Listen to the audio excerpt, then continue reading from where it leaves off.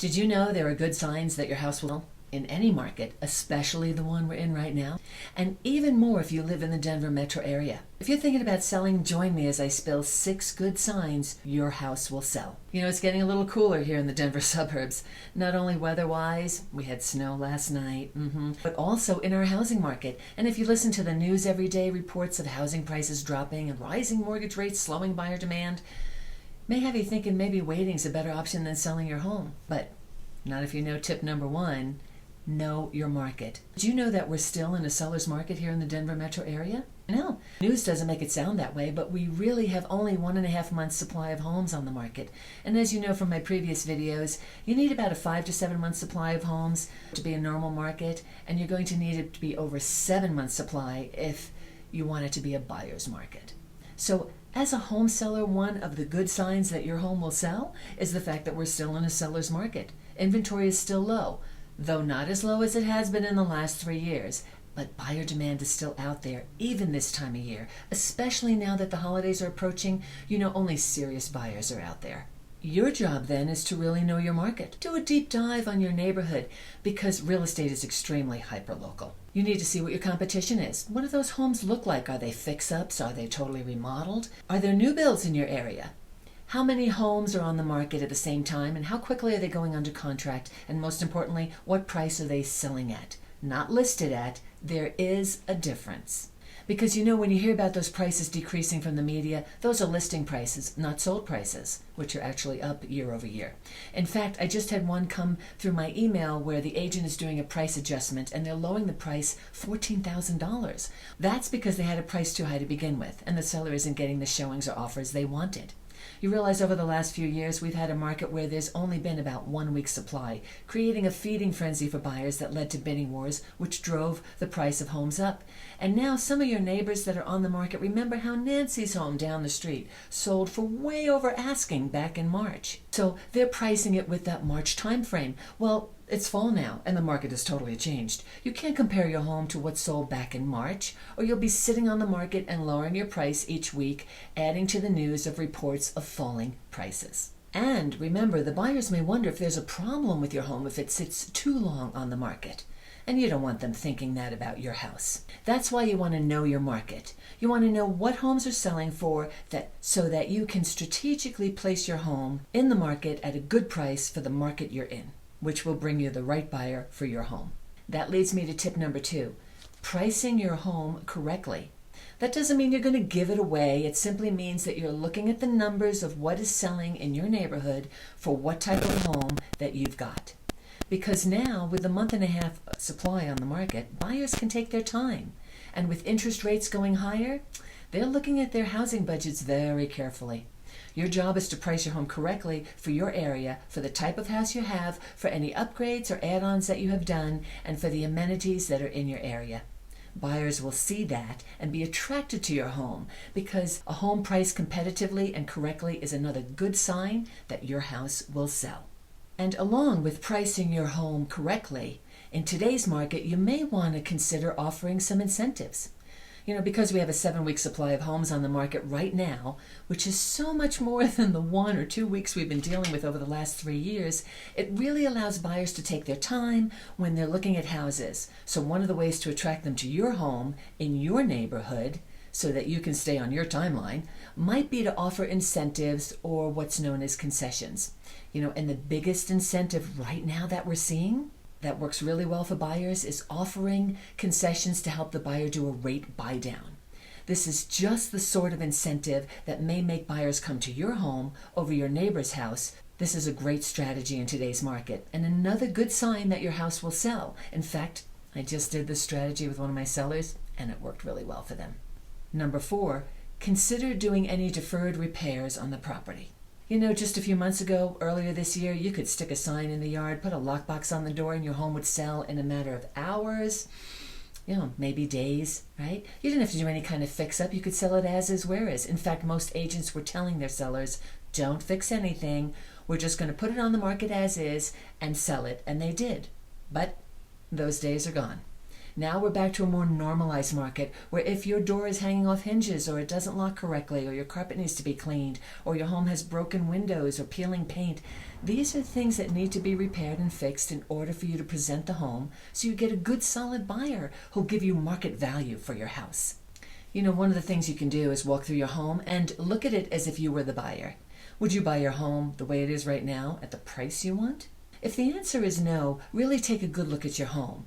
Do all the doors and windows operate correctly? Are some of the windows cracked, or do you have screens that are torn? Is the door latching correctly, or have you gotten used to having to jiggle that handle? How about window blinds? Do they look good or are they cracked? Does the carpet look like it needs to be cleaned or even replaced? And some of your bigger items, does your water heater and furnace work correctly?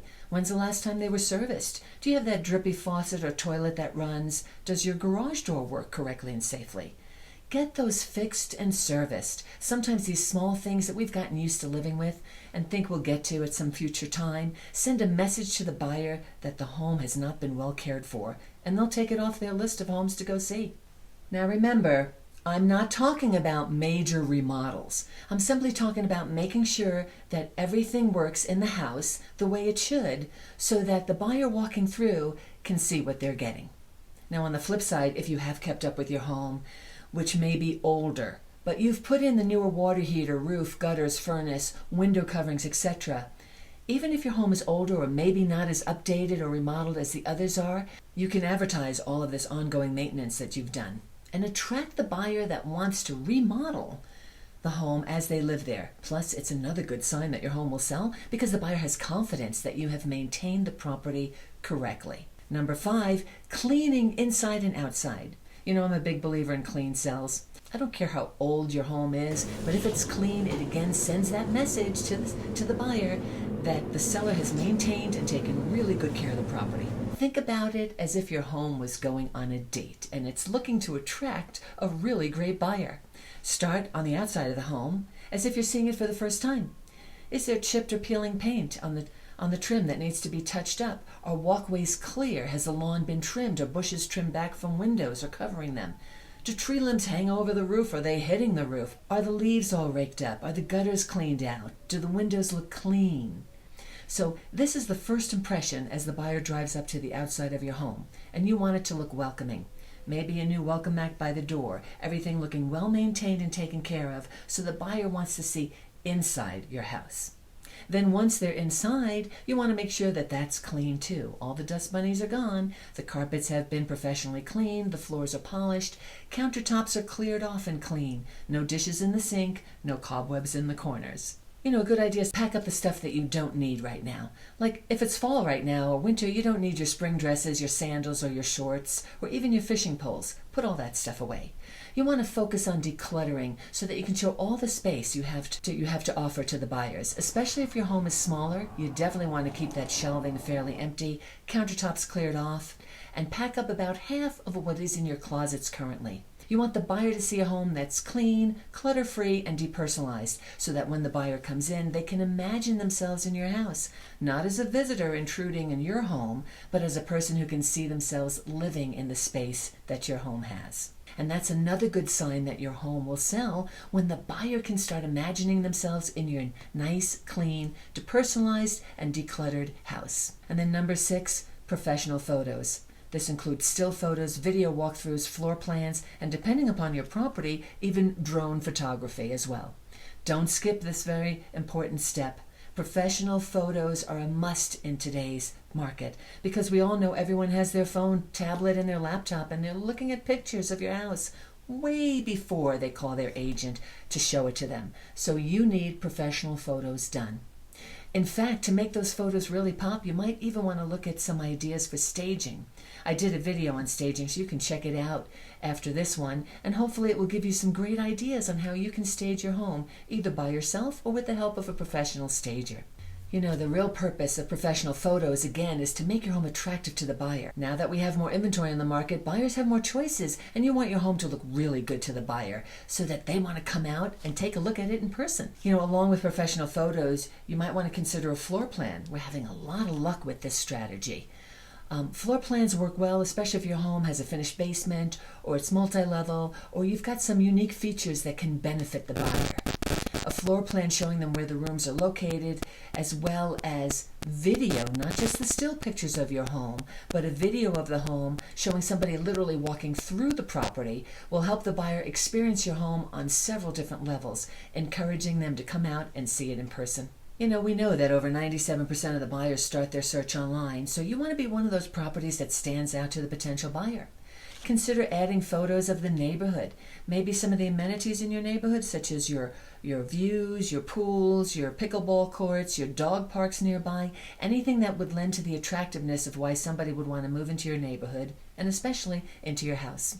You know, the more you show the buyer what your home and neighborhood has to offer, the better the chances are that the right buyer for your house will make you a good offer. Again, you're sending out another good sign that your home will sell. Hi, my name's Peggy Dursthoff with Live Denver Suburbs, powered by HomeSmart, and I specialize in suburban living.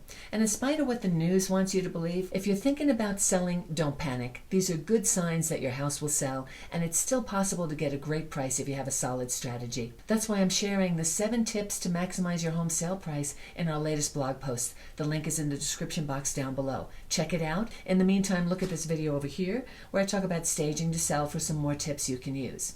Thank you for watching, and remember, friends don't let friends rent.